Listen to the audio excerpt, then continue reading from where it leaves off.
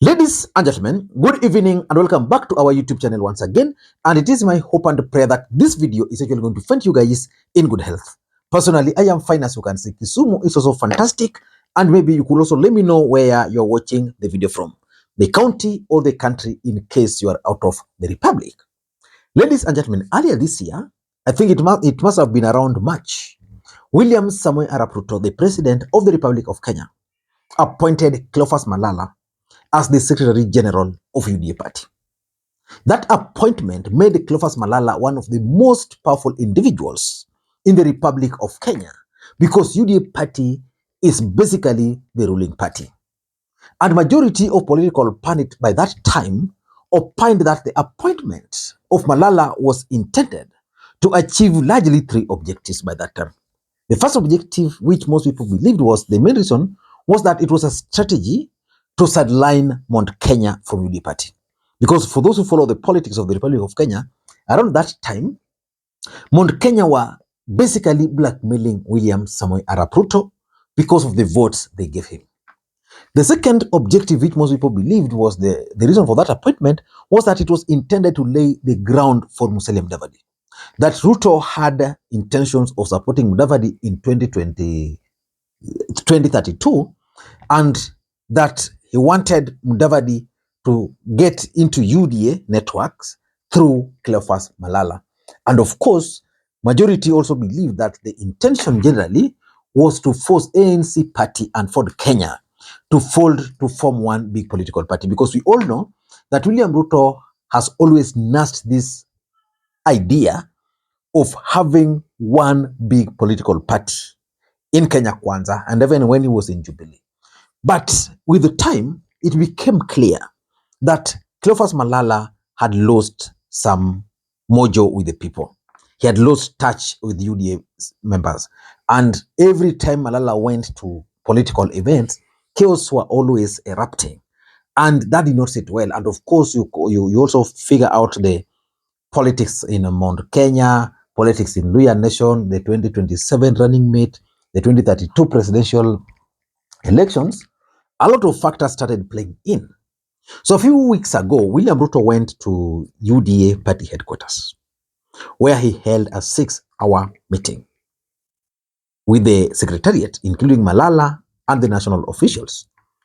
And it emerged that William Ruto actually told them that the party was going to conduct elections in December, and that nobody was going to be spared, and that everybody was going to be equal, and he wanted a free and fair election. So that word by Ruto during that meeting has opened opportunity for people to plot how to remove Cleophas Malala. So in this video, I want to explain to you guys why Cleophas Malala might not really serve as the UDA Secretary General beyond December, after that grassroots elections. But before we do that, for those who are watching this channel for the first time, please take a second or two and click that subscribe button, so that next time we produce a video like this, YouTube will automatically notify you. And to the subscribers, I want to continue thanking you guys for your continued support, because without that support, this channel cannot be where it is. And without any further ado, ladies and gentlemen, allow me to dive in. And by the way, power has gone off. I don't know what's normally happening since William Ruto took over. Every time there's a slight rain, there's a possibility that power will go off. So you'll bear with me the quality, which I think is just okay. And also for this video, ladies and gentlemen, let me make this request. Just give it thumbs up. And also for this particular video, drop your comments. That's the easiest way you can support the channel. Ladies and gentlemen, why do I strongly believe that Cleophas Malala is basically going to be kicked out of UDA party as the Secretary General? Number one, I think Malala within UDA party is actually being viewed as an outsider by insiders. You know, UDA party did not just emerge for someone from ANC party to come and become its Secretary General. There are people who really suffered for the party to reach where it has reached. There are people who have moved with Ruto from his days in ODM party, and they believe it has been a journey. You can't tell these people that after the election, someone from nowhere is being picked to be Secretary General.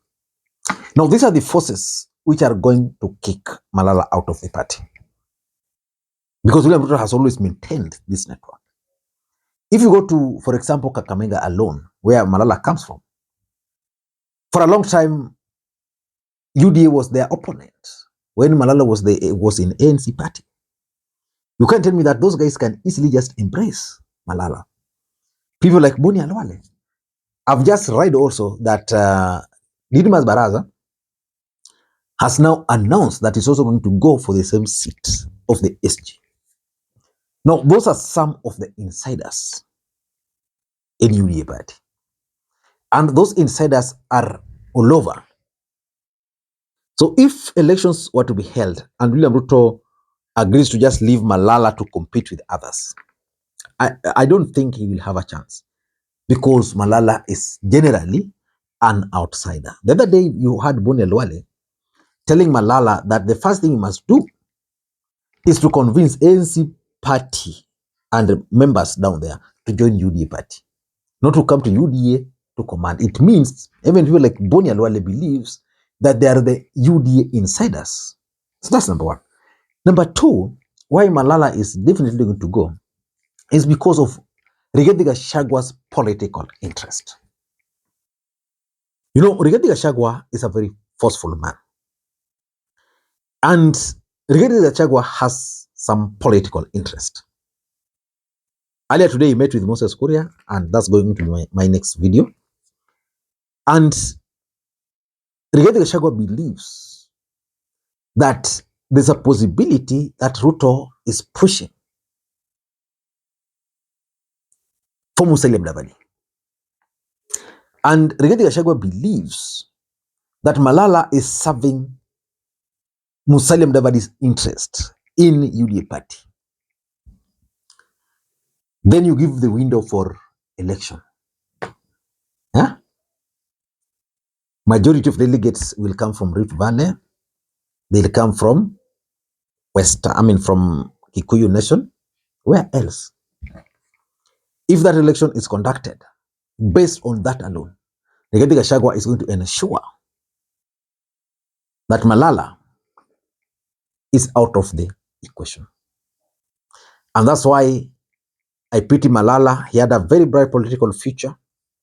Probably if he had stayed in Azimio, you never know, would have been the governor of Kakamega, because he was elected as a senator if you follow politics, in 2017 as a senator for Kakamega. Then he drifted towards ODM. He became very powerful with a combination of Malala, Otsosi, Sifuna. I'm sure if he had stayed, probably he would be the governor today. But of course, we are in politics. Powers come back. But I don't want to interfere with this. The truth is, Gachagua is not going to allow Malala. Number three, there is lawyer politics, what I can call power play in lawyer politics. Let me just adjust this. Sorry, I was saying power play in lawyer land. There is ANC party in lawyer nation. There is Ford Kenya in lawyer nation. There is ODM in lawyer nation. And then there is UDA party. Those four political parties in lawyer nation are actually competing against each other. There is no way, and I can assure you, there is no way Ford Kenya is going to fold. There is no way ANC is going to fold. And also there is no way ODM is going to fold and UDA in lawyer nation. But Malala being the Secretary General of UDA party means he's going to be very powerful. So the fellow lawyers will not allow Malala to rise. And that's the problem with the lawyer nation. So if you talk of lawyer unity, it can't be achieved. Because those in Ford Kenya are not comfortable with Malala.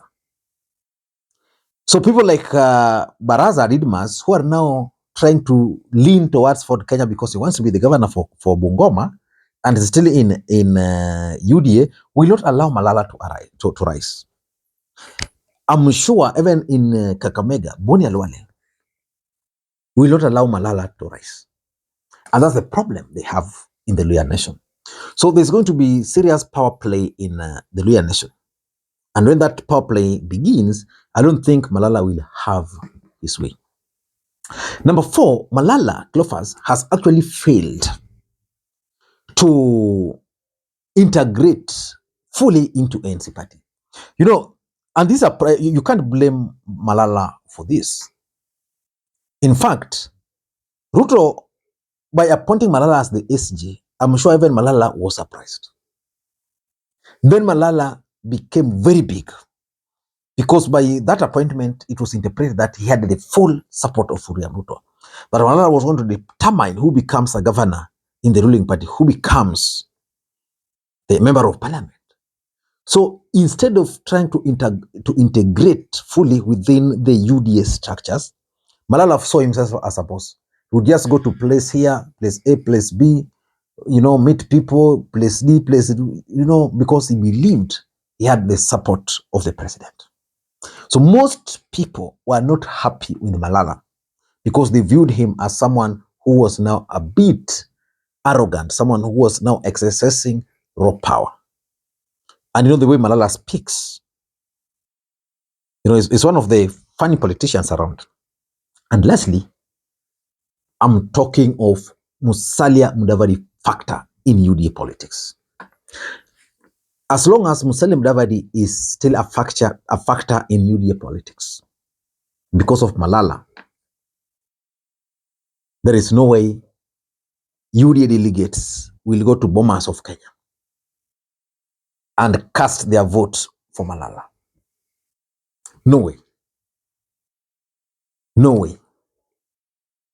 Ladies and gentlemen, that's my take. I want to hear your opinion. Do you think Malala can win the SG seat of the ruling party in a free and fair contest as an outsider?